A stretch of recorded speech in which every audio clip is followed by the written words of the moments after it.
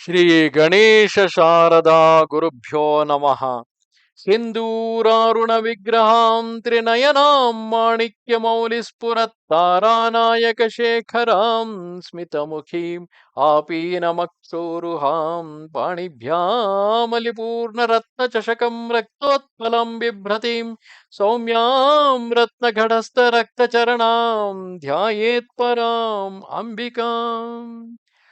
Welcome to all for this session on Lalitopakhyanam.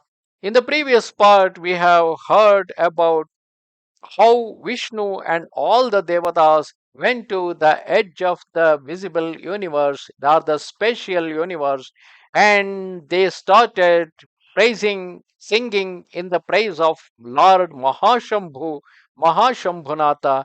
Finally, was pleased and appeared along with Parashakti, and he assured them that this is basically a Kama Pralaya, and it all happened because Kama was burned to death by Shiva, who is the Amsha of Mahashambhunatha. So, because of that reason, the Kama Pralaya is started, and Bandasura had sucked up the vital energies in all the living beings. So, the only way that this Kama Pralaya can be brought to end is by the resurgence of Devi Sree Lalitha Parameshwari or Raja Rajeshwari, and she will be able to recreate all the living beings. So the only way is to create a large Yagna Kunda and offer all the living beings along with all the Devathas, Manavas, Guhyakas, Siddhas or Nagas, everybody as an offering into that Yagna Kunda, and from that Yagna Kunda appears Sri Lalita, and she will going to recreate all of them with a vital body. Now, on hearing to this, Agastya asked Hayagriva, O great Lord Hayagriva, how was this wonderful Maha Yaga was performed? What results came of it for the welfare of the three worlds? Kindly describe in detail that I may understand every step of the mighty yagna and benefit from the knowledge of that. I am deeply interested, O Lord. Hayagriva replied to him, O great Muni, listen intently. He who hear or read the description of this Mahayaga shall be freed from all the evil. He who listens to it even once with faith and great devotion shall become instantly purified. What may then be said of one who reads it several times, but that he partakes of the great Brahmamrita itself? He who listens to it continuously for 1 week with devotion shall doubtless receive the reward of 1,000 Rajasuya yagas. Sri Mahashambhunatha, acting as Hota with his Parashakti as Yagnapatni, began to perform japa of Lalita Vidya in his Atma Samvit and assumed a mighty sevenfold form. Accompanied by his Parashakti and becoming invisible, he entered the material Bhuta Akasha of our solar system. As they approached the three worlds, the latter shook and vibrated violently at the terrific whirlwind like movements of the Vayurupa divine pair. Alerted by this mighty vibration and realizing that the time of Mahayagna had arrived, all the Devas hastened and waited in excited expectation, watching the wondrous visible deeds of the invisible Mahashambhu. The great Lord, with his Shambhavagni fire, dried up the seven oceans and formed a Homakunda reaching deep into Patala, occupying an incredibly vast area. With supernatural power, the invisible Lord shaped the Homakunda, Then dividing all the seed-borne plants and trees into four equal parts, Sri Shambhunatha placed one of the four parts in the Homakunda, muttering the mighty Simhasana Vidya. He then uttered the mighty Hunkara, whereupon his Vayu body dilated and his Chidagni burst into flames. With his flaming third eye, he directed the Chidagni onto the timber gathered in the Homakunda, and lo, the entire contents burst into flames. When thus the Homakunda, which had been purified by japa of Sadvidya and contact of Shambhunatha's Chidagni, was duly pervaded by the flames of burning timber, worship was commenced with flowers formed of falling meteors.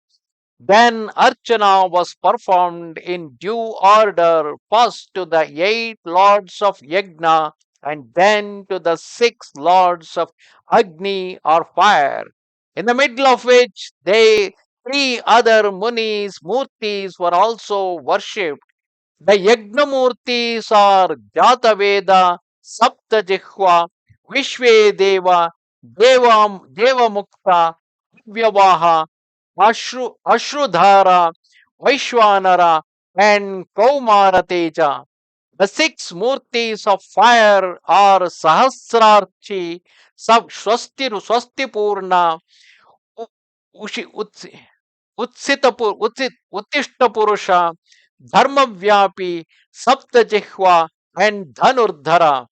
The Trimurtis above mentioned are Vaishwanara, Uttishta Purusha, and Chitpingala.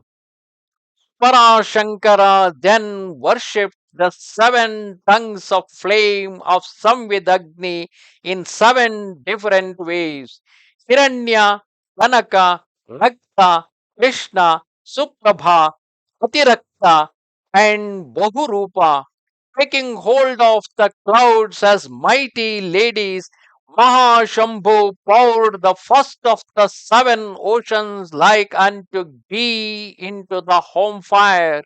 Fanned by the Vayurupa Mahashambhu, the flames drank up the crores of streams pouring in and rose up at 100 yojana in height.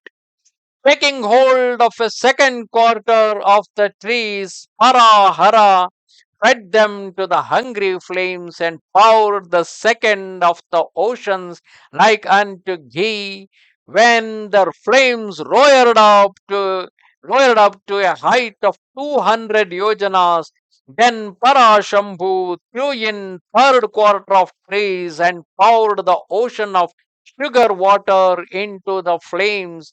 They drank it all up voraciously and began to dance to a height of 300 yojanas. Mahashambhu then got hold of the middle ocean in a huge ladle and poured it into the dancing flames when lo, they reached 400 yojanas in height. Reaching up to the balance of the last quarter of the trees, Parashankara added it alone with the ocean of salt when the flames began to make fearful sounds like unto peals of thunder caused by the cracking of the vast quantity of salt. The noise was so loud that Bandasura and his host trembled at it and rushed out to find what it all meant. Mahashambhu then grasped the entire ocean of milk with a mighty ladle and fed it into the sputtering flames. Not satisfied with having offered the above mentioned ocean, Mahashambhu now determined to offer all the lokas.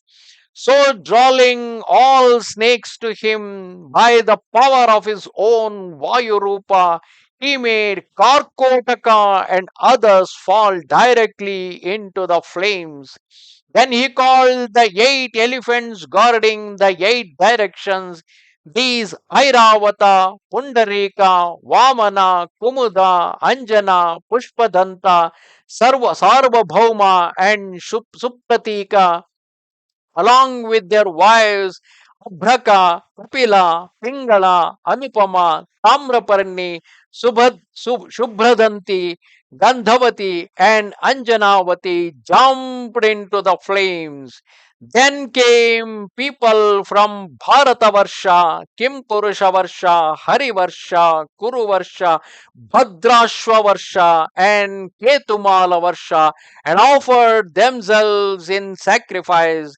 When thus Rasatala and Bhutala had become empty, Mahashambhu offered as sacrifice all the planets and also the Devathas, Indra and his Dikpalakas, Indra, Agni, Yama, Nairarati, Varuna, Vayu, Kubera, and Ishana, Sura and Kinnara, Chan, Charananga,